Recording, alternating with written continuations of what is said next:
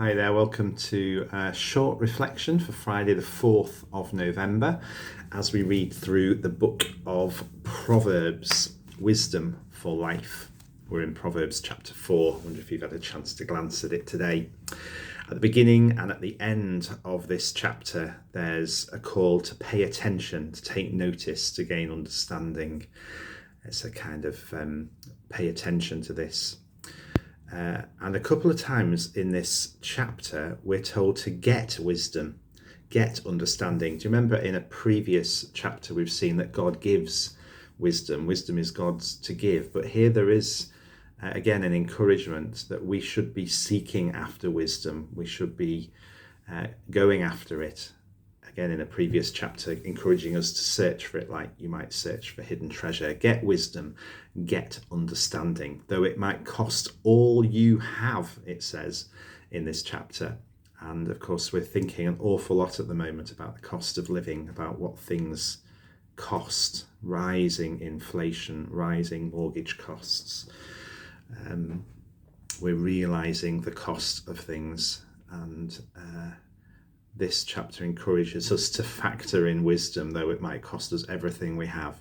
Cherish wisdom, and she will exalt you. She will raise you up. She will give you a garland to grace your head. A garland gets mentioned twice in this chapter. A glorious crown. We've been thinking about the passing of a crown from one monarch to another. Wisdom crowns our head, adorns our head with a garland. Also in this chapter, we're reminded of the paths, the path of righteousness and the path, kind of straight path, and the path of destruction or of wickedness, the crooked path. I'll instruct you in the way of wisdom and lead you along straight paths. Don't step on the wicked path or follow the ways of those who do evil.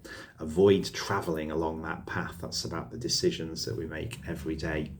I was captivated by the verse that says, they on the path of destruction and wickedness eat the bread of wickedness and drink the wine of violence.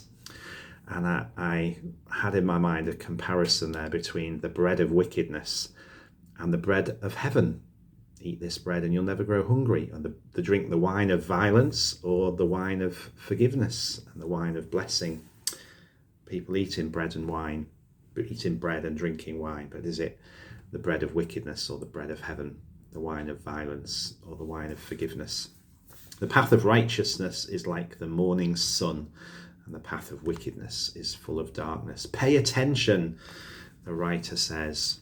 Listen, turn your ear to my words. Guard your heart, for everything you do flows from it. That's a wonderful verse, isn't it? Guard your heart, for everything you do flows from it. Keep your mouth free from perverse, corrupt talk. Let your eyes look straight ahead. That reminds me of the verse in the New Testament that says, fix your eyes on Jesus, the author and perfecter of your faith. Be careful, give careful thought to the path for your feet, and be steadfast. Don't turn to the right or the left, being focused. And so this refrain through this particular chapter of get wisdom, being focused, being determined. And Tim Keller, when he writes on this chapter, says, wisdom comes not to the most fortunate or intelligent, but to those most determined to find it. Wisdom comes not to the most fortunate or intelligent, but to those most determined to find it. How determined are you to get wisdom? Really? There's your reflection for today. It's a fantastic chapter. Tomorrow, the 5th of November. Remember the 5th of November. We'll look at chapter 5 of Proverbs, Wisdom for Life. Pay attention. Guard your heart, for everything you do flows from it. Give careful thought to the paths of your feet. Get wisdom.